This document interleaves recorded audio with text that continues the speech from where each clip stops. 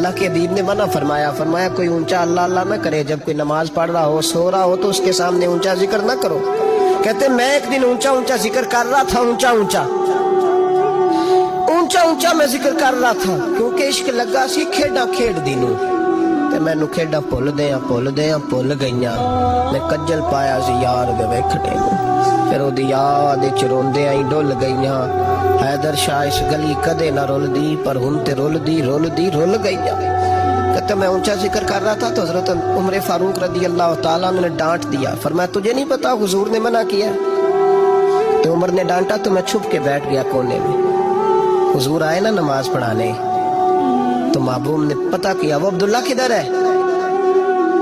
کہتے میں کونے میں تھا، حضور نے فرمایا کیا ہوا؟ تو میں رو پڑا، میری عزت بڑی تھی نا مدینے میں، کبھی کسی نے کچھ نہیں کہا تھا۔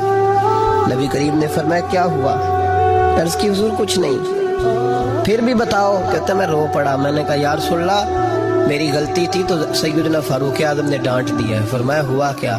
یا رسول اللہ میں اونچا ذکر کر رہا تھا، اور بات بھی ٹھیک ہے، کچھ لوگ قریب نماز پڑھ رہے تھے، حضرت عمر نے منع کیا، نبی کریم علیہ السلام نے فرمایا بلاؤ نہ ذرا عمر کو، خود قانون حضور نے بنایا ہے کہ اونچا ذکر نہ کرے جب کوئی نماز پڑھ رہا، بلاؤ نا عمر کو۔ جناب عمر آئے تو حضور نے فرمایا عمر میرے عبداللہ کو کوئی نہ ڈانٹے، کسی ان پڑھ سے، کسی دیہاتی سے، کسی بھولے سے انداز دیکھے حضور کا، اسے کوئی نہ ڈانٹے۔ پھر حضور نے فرمایا تمہیں پتہ ہے یہ میرے لیے کتنی تکلیفیں برداشت کر کے آیا؟ صحابہ فرماتے ہیں یہ خوش نصیب ہے جس کی روح بھی محبوب کے ہاتھوں میں نکلی۔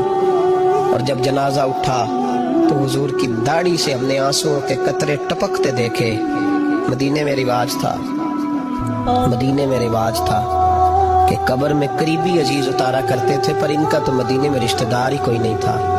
حضرت عمر فاروق اور جناب ابو بکر صدیق کہنے لگے ہم قبر میں اتارتے۔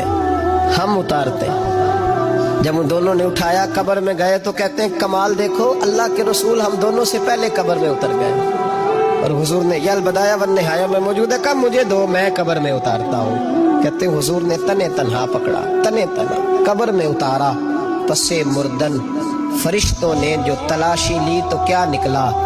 فقط ایک دل کے گوشے سے خیال مصطفیٰ نکلا۔ نبی کریم علیہ السلام نے قبر میں رکھا اور ساتھ فرمایا اے اللہ میں آج شام تک اس سے راضی تھا، تو بھی اپنے کرم سے اس سے راضی ہو جا۔